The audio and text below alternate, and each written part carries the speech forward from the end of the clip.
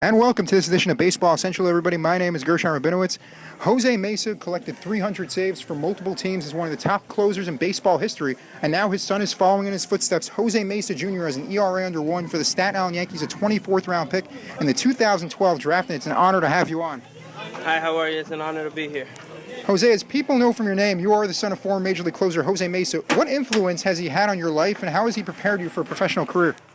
He's had a great influence in my life, always telling me to work hard and always have a positive attitude towards any situation that I'm in, and just always giving me a great mindset and always giving me feedback on what I should be doing and all that, and working on to keep progressing and working for the next level. Growing up around the game, you had the advantage of spending time in big league clubhouses, observing the way players conduct themselves. What memories do you have of that, and what did you learn from some of those experiences? One of the ones that I mainly remember are just always be respectful, always have respect towards the people that you work with, the people that work around you. Always be respectful around in the clubhouse in general, and to the people that managers and coaches, always be respectful to them and always see what they're doing and always learn from something else that somebody else is doing as well. And growing up around that background, does it make the transition easier when you do play professional baseball, just coming from that background and seeing how things are and how players conduct themselves and how everything comes in baseball? Yeah, it definitely makes it a lot easier because you kind of know what to expect, and you always know that there's ups and downs in baseball. And it always helps you just to be able to have a better mindset, I guess, when some adversities come on towards you in the field and all that, and you know what way to approach it. In your senior year of high school, you didn't have many adversities. You threw 2 no-hitters. What goes through a pitcher's mind while that's occurring, and how much pressure was there on you while throwing a no-hitter? Honestly, I didn't really feel any pressure. I just wanted to keep going out there and executing my pitches, and I knew what I was capable of and just felt that I should have kept on doing what I was doing to work, and just kept going out there and being positive and just making pitches one at a time. Are pitchers aware that it's in progress, or does that just happen maybe just later in the game, just seeing that 0 on the scoreboard? For the first one, I wasn't even thinking about it, and then there's another one that I had 18 strikeouts in. That one I pretty much knew it the whole way because they hadn't hit the ball forward. So, with the New York Yankees, they drafted you in the 24th round of the 2012 draft. Did you have any plans of attending school at any point during the process? Did you have any idea that the Yankees had interest in drafting you? Well, I always wanted to go to school because I would always tell my mom that I was going to study before playing baseball, and I'm thankful for the opportunity that the Yankees gave me. They gave me also a scholarship, so I also plan on pursuing that as well. Once you were drafted, it took you roughly 2 years to make your professional debut with the Gulf Coast League due to Tommy John surgery. What did you do during that time to keep yourself busy and work your way back to the mound?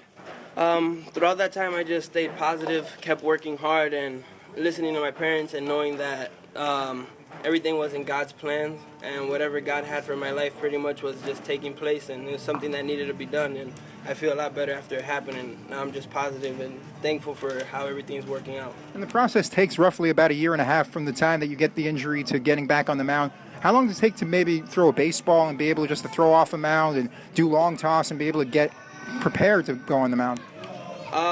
Well, to first start tossing, I had to wait at least 4 months to be able to first start tossing, and then off the mound, I had to wait at least 8 months to be able to start tossing. So it was a little rough, because you're not used to doing everything that you can't do everything that you're used to doing. But I felt like it went by kind of quick by the time that it came around that I was able to start throwing a ball and everything.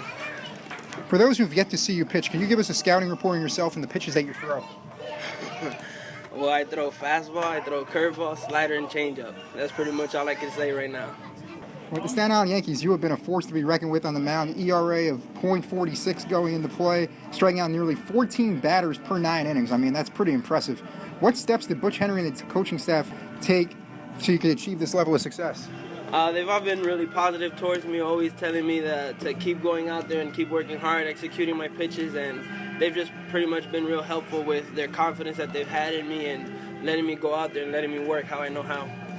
On a recent trip to the Cleveland Indians affiliate in Mahoning Valley, you were booed ferociously because of your dad by the fans before tossing 3 scoreless innings. What was that experience like for you, and did you expect that type of reaction knowing how they feel so strongly about your dad?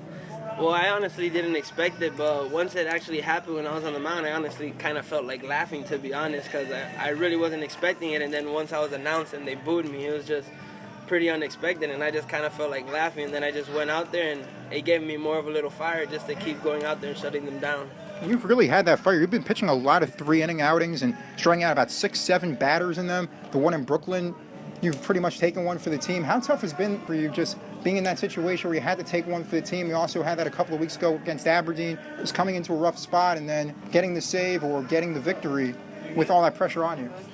Honestly, I just go out there with confidence all the time. I like to believe that I'm going to be able to get the job done every time I go out there, thanks to God, and just keeping my faith in God and being strong. I prepare myself for every outing that I have prior. I work hard to be able to be in that position and actually execute the job.